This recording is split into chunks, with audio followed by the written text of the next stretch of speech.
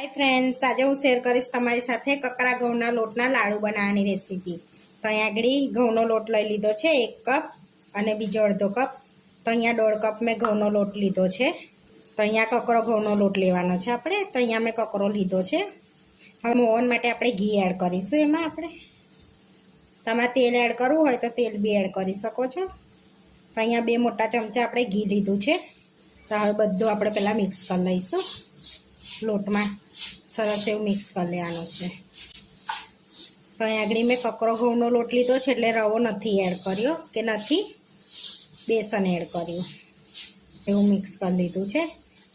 सरस एवं मिक्स थई गयुं छे। तो आपणे घी मापनुं एड कर्युं छे। आ रीतनुं बाइंडिंग थयुं छे घीनुं। तो हवे आपणे लोट बांधीशुं। तो अहीं आगळी मैं पाणी लीधुं छे। तो आ पाणी मैं सेज गरम करीने असेकું करीने लीधुं छे। तो थोडું थोडું एड करीशुं અને સરસ લોટ બાંધી લઈશું। કઠણ એકદમ કઠણ લોટ બાંધવાનો છે આપણે। તો થોડું ગરમ પાણી એડ કરવાથી સરસ મુઠ્ઠી આપણા વરે છે।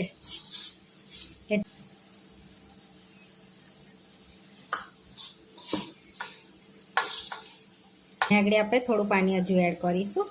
તો અહીંયા અડધો કપ જેટલું પાણી મેં લીધું છે આટલો લોટ બાંધવામાં।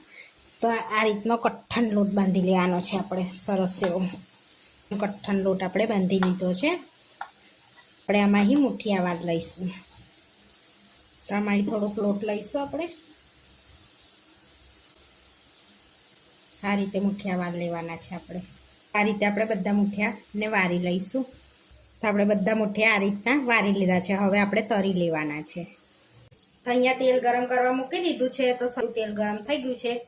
તો એક સેટ ટુકડો નાખ્યો તો તે ઉપર આવી ગયો છે। હવે આપણે મુઠ્ઠિયા એડ કરી દઈશું અંદર।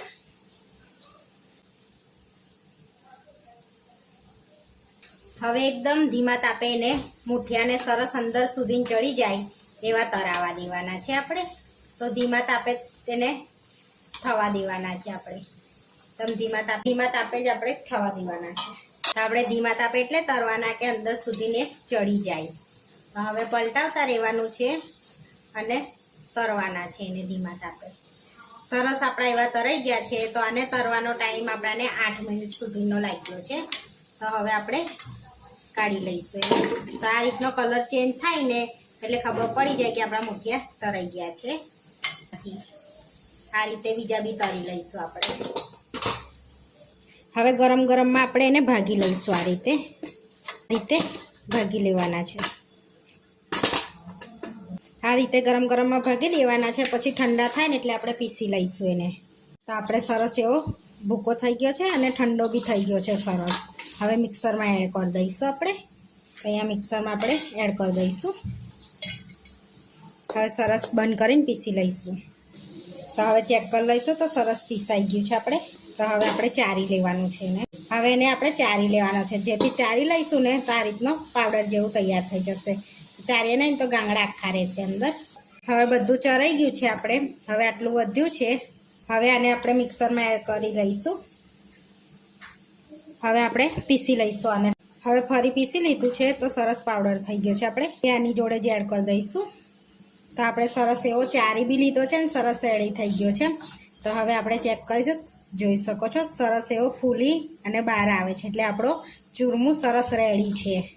આ રીતનું થાય એટલે જો સરસ ફૂલીને બહાર આવે છે આપણે એટલે આપણું ચૂરમું રેડી છે। હવે આપણે અંદર ડ્રાયફ્રૂટને એવું એડ કરી દઈશું। હવે અહીં આગળ બદામ ને કાજુ કટ કરીને એડ કરી દઈશું આપણે। અંદર થોડીક ચારોલી એડ કરીશું। ફ્લેવર માટે અડધી ચમચી ઇલાયચી એડ કરીશું વાટીને। એની અંદર દરેલી ખાંડ એડ કરીશું। તમે આની અંદર ગોળ બી એડ કરી શકો છો। તમે અહીંયા ખાંડ લીધી છે। હવે બધું મિક્સ કરી લઈશું પહેલાં અને પછી ઘી એડ કરીશું અંદર। આપણે એની અંદર ઘી એડ કરીશું। તો અહીંયા 1 કપ જેવું ઘી એડ કર્યું છે। હવે મિક્સ કરી લઈશું બધું પહેલાં આપણે। હવે બીજો અડધો કપ આપણે ઘી એડ કરવાનું છે અંદર। હવે અહીંયા 1.5 કપ મેં ઘી લીધું છે ને હવે મિક્સ કરી લઈશું આપણે સરસ એવું। તો હવે આપણે રેડી થઈ ગયું છે। જો આ રીતનું બાઇન્ડિંગ વર એટલું ઘી એડ કર્યું છે મેં કે જેથી લાડવા આપણા સરસ થાય એટલું ઘી મેં એડ કર્યું છે અંદર। હવે આપણે થોડુંક લઈ લઈશું અને લાડવાનો શેપ આપી લઈશું। આ રીતે આપણે લાડુ બનાવી લઈશું। તો સરસ આપણા એવા લાડુ બનીને રેડી થઈ ગયા છે. તો આ રીતે આપણે બધા વારી લઈશું લાડુને. હવે બધા લાડુ આપણે રેડી થઈ ગયા છે. તો હવે ઉપર આપણે ખસખસ લગાડી લઈશું આ રીતે. તો આપણે ખસખસ લગાડી લીધી છે અને ઘઉંના લોટના લાડુ બનીને રેડી થઈ ગયા છે. તો આવા વિડીયો જોવા માટે મારી ચેનલને સબસ્ક્રાઈબ કરો, લાઈક કરો અને શેર કરો અને તમે જરૂરથી ટ્રાય કરો. ફરી મળીશું નવા વિડીયોમાં અને તમને આ મારી રેસીપી કેવી લાગી કોમેન્ટમાં જરૂરથી જણાવજો.